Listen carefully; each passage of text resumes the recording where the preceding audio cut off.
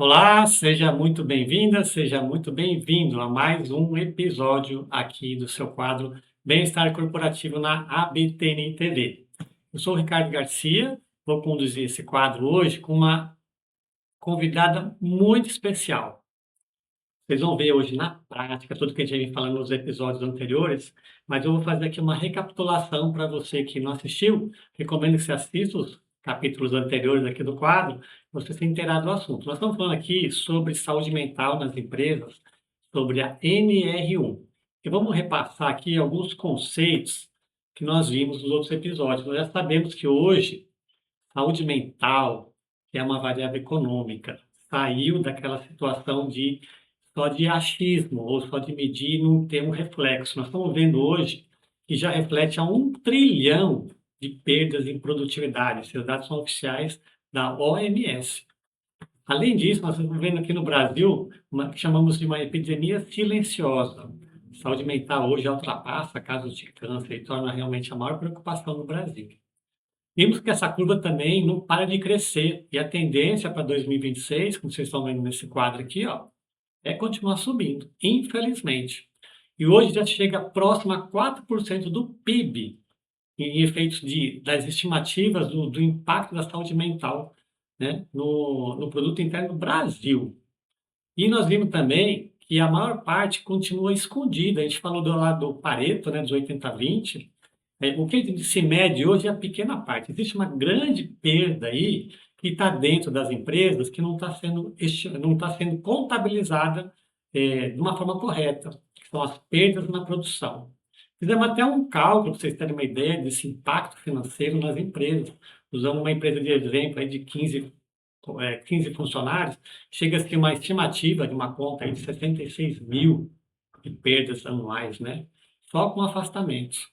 Ou seja, essa conta, esse prejuízo já chegou, bateu já no governo, no cofre público, né? Então, o custo hoje na Previdência já é um impacto que já chega em R$ 1 bilhão em questões de indenizações, em benefícios concedidos. Ou seja, o problema já não é mais invisível. Então, agora a pergunta é outra. Hum. Se esses impactos já aparecem, né, nos afastamentos, como as empresas demonstram e identificam que estão gerenciando essas causas relacionadas ao trabalho? Ou seja, né, a NR1 ela transformou os alertas em governança de risco. E é isso que eu quero ver hoje com vocês aqui no quadro. Como a empresa identifica, registra, prioriza e acompanha esses riscos psicossociais, tudo dentro de uma legalidade, dentro de uma norma chamada NR1, que veio para justamente regulamentar e orientar as empresas para fazerem isso, tá? Então, eu quero convidar vocês para verem em primeira mão, aqui no quadro Bem-Estar Corporativo, que eu chamo de mão na massa, né? Na prática. E eu trouxe uma convidada muito especial que eu quero apresentar agora para vocês. É uma pessoa que já tem essa experiência de estar trabalhando nessa área, né? E que vai trazer um bate-papo conosco aqui. Seja muito bem-vinda, Alcione Neri. Tudo bem com você? Tudo jóia, prazer estar aqui com vocês, né? Como o Ricardo falou, eu já estou aí na área de saúde e segurança há 17 anos e a gente viu aí todo esse avanço que houve dentro da medicina ocupacional até que nós chegássemos aqui efetivamente, né? Problemas que ocorriam, que ocorrem e que cada vez aumentam dentro do ambiente corporativo em relação à medicina e segurança do trabalho, e agora no tocante à saúde emocional do trabalhador. Exatamente. Alcione, conta para nós aqui, quem é você, o que que você faz? Conta um pouquinho dessa tua experiência, né, com a aplicação da NR1 nas empresas brasileiras, por favor. Então, eu já trabalho em saúde ocupacional há 17 anos, tenho por formação, sou analista de sistemas. Há 5 anos eu também me graduei como psicanalista com gestão em organização de pessoas, né? Com o objetivo de compreender o comportamento das pessoas realmente no seu ambiente de trabalho.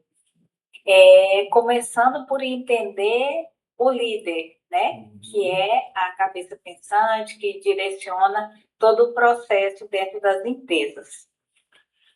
Interessante, você falou dos líderes, né? Como é que os líderes veem. Mas eu queria te perguntar antes, como é que você vê essa situação dentro das empresas em relação a esses riscos psicossociais que nós falamos aqui hoje na introdução, mas que nós já, nos episódios anteriores, detalhamos um pouco mais, né?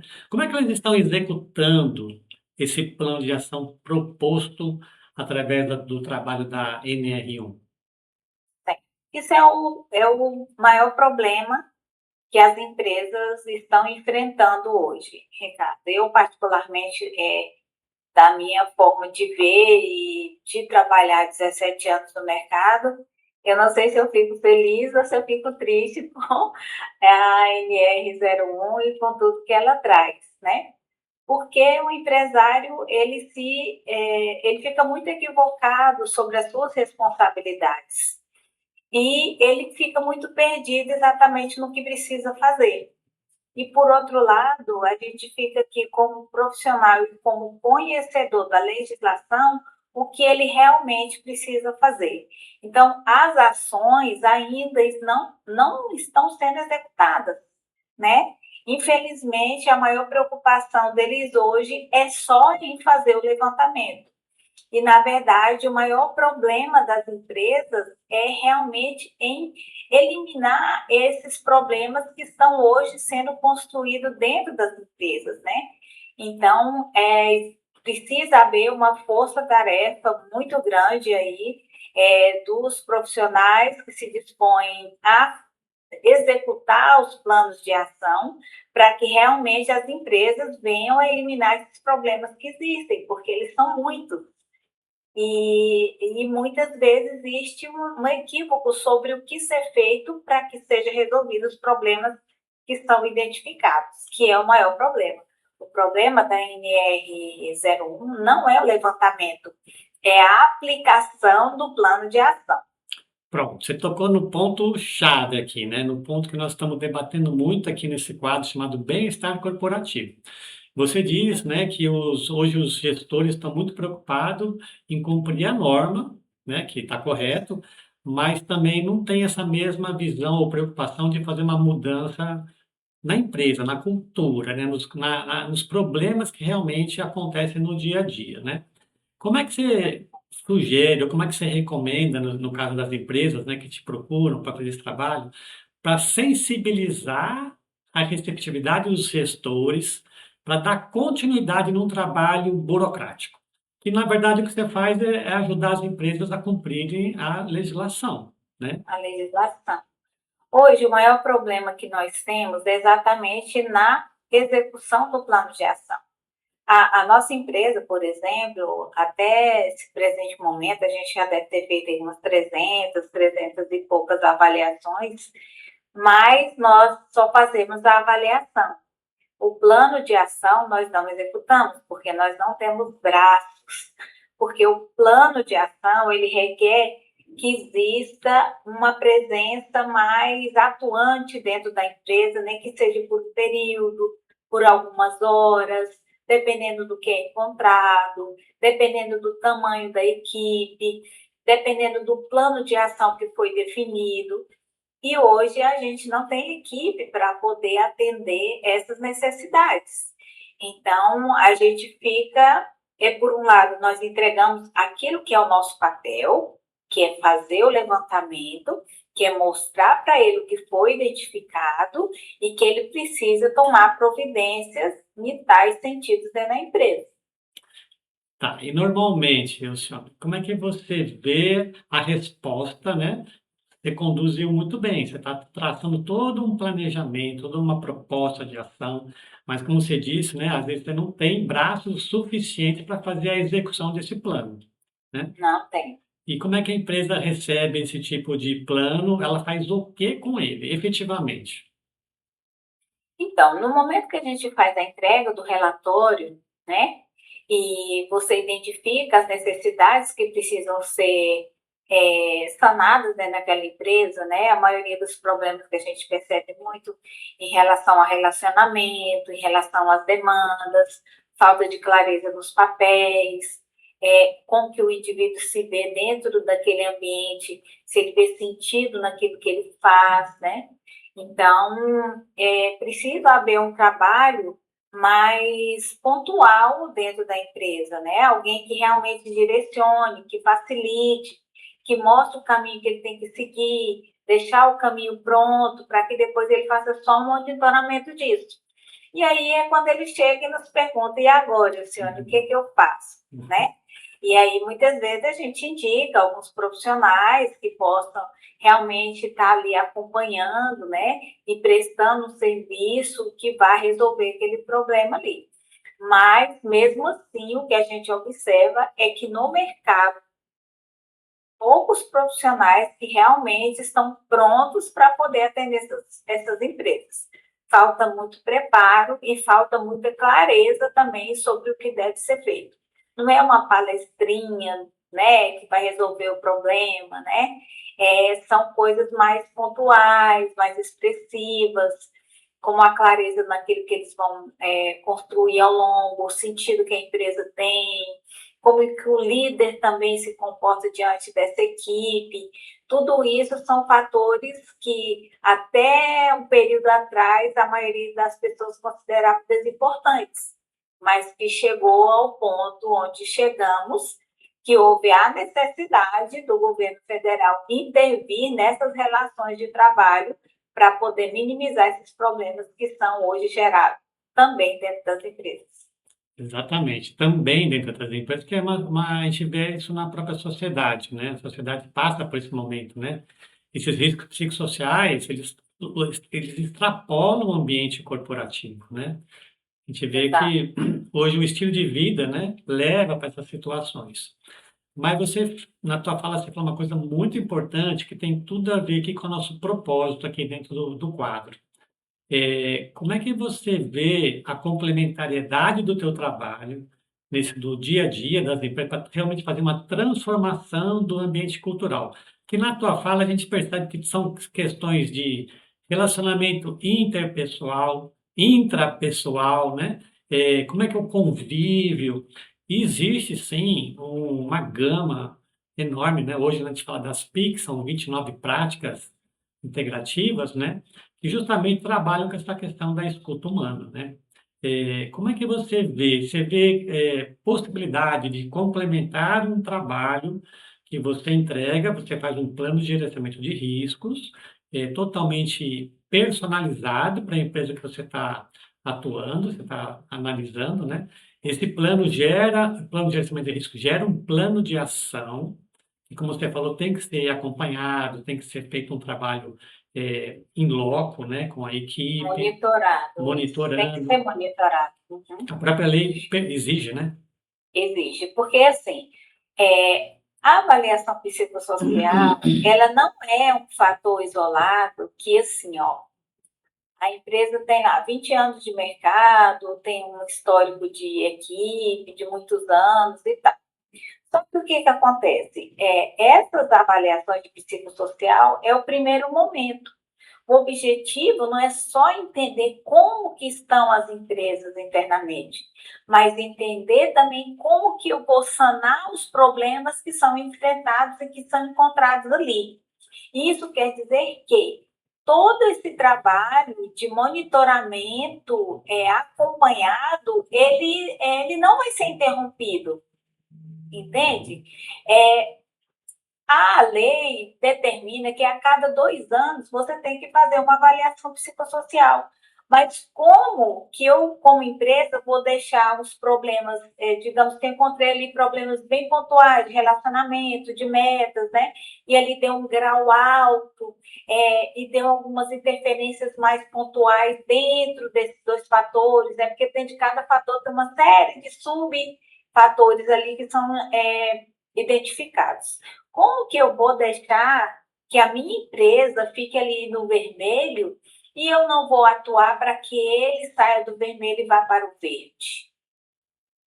Então, aquilo que é identificado tem que ser trabalhado ao ponto de, daqui a um ano, quando eu fizer uma nova avaliação, uma reavaliação, as ações que foram feitas ao longo de 12 meses, elas precisam ter feito um efeito dentro dessa equipe. E aí, os fatores que estão de forma mais alta ou moderada, elas mudem de posição aí, né? Para que a empresa vá caminhar com mais tranquilidade. Aí sim mostra que a empresa está atuando no dia a dia para que esses problemas não persistam, porque essa recorrência ela vai ser toda a vida, então não vai acabar.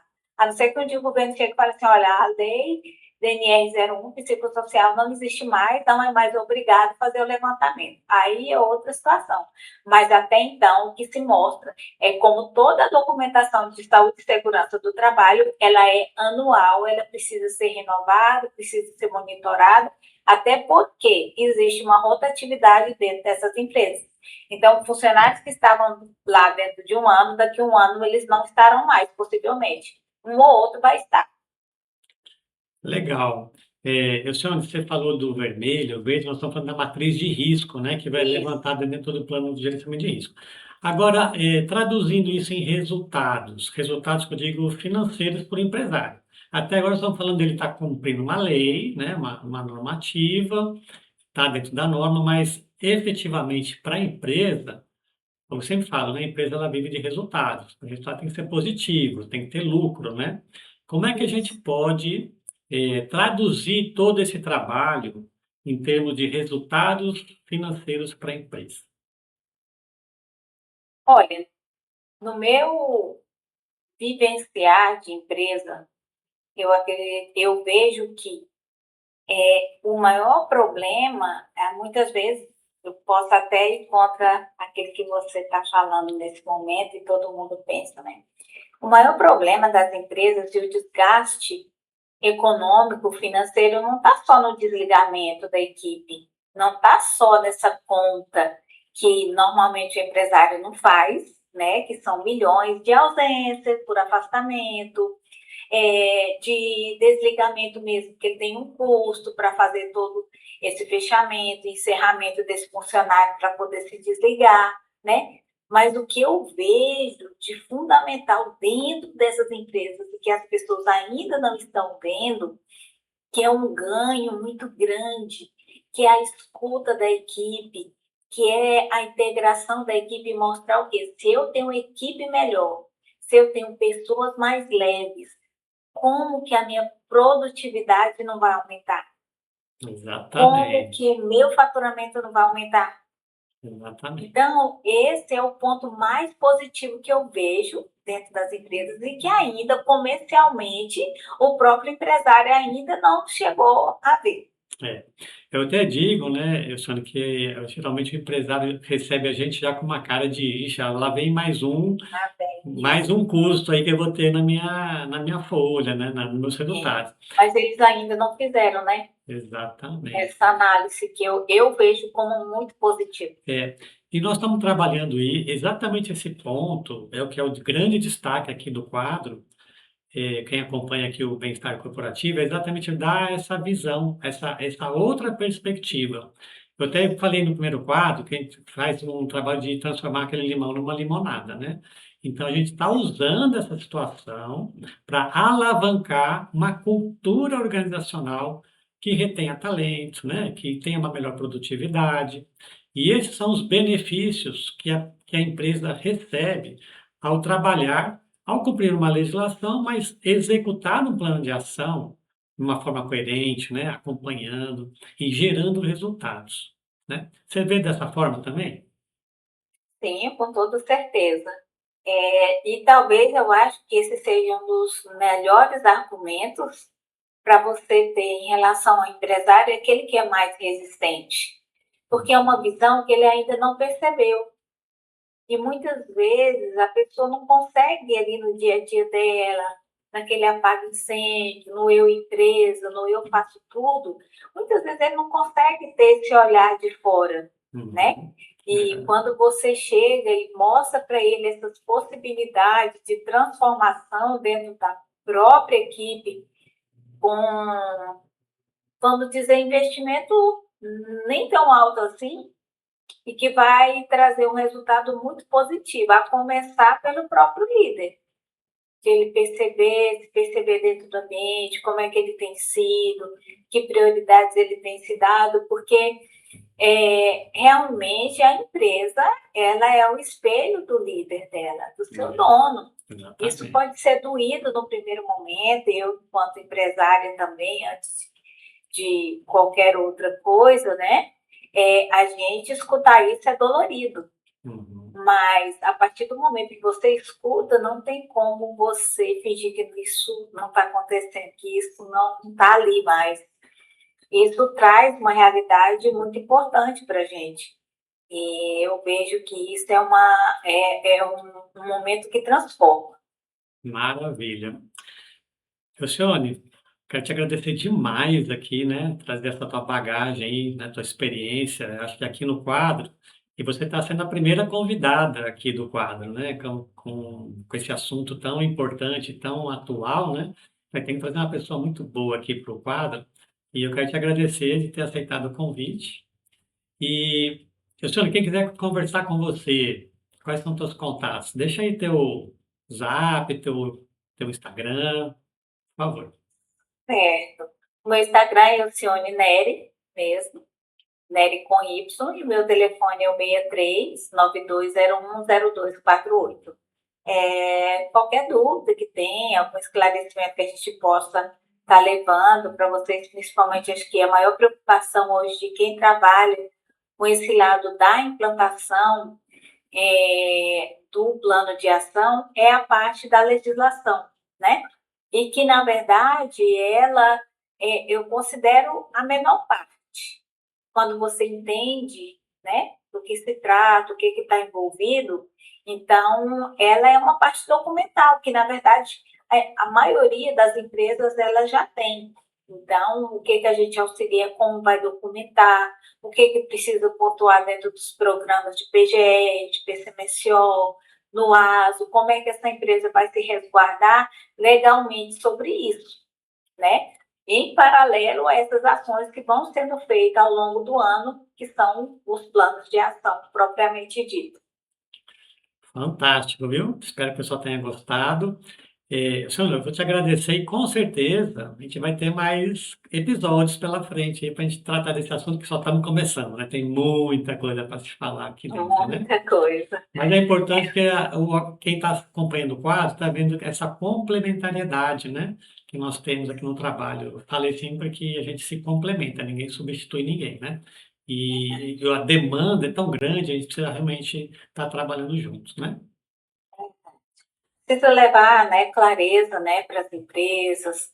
Eu acho que, acima de tudo, além de clareza, levar tranquilidade, E, né? É uma legislação que veio para ficar, são cuidados que, querendo ou não, eles precisam executar e que eles precisam encontrar melhores caminhos para poder resolver esses problemas internos aí. ok. Mais uma vez, quero te agradecer muito, viu, Luciano? E com certeza a gente vai ver o senhor aqui com mais alguns outros capítulos, tá? Gratidão, viu, Luciano? Até mais. Até mais.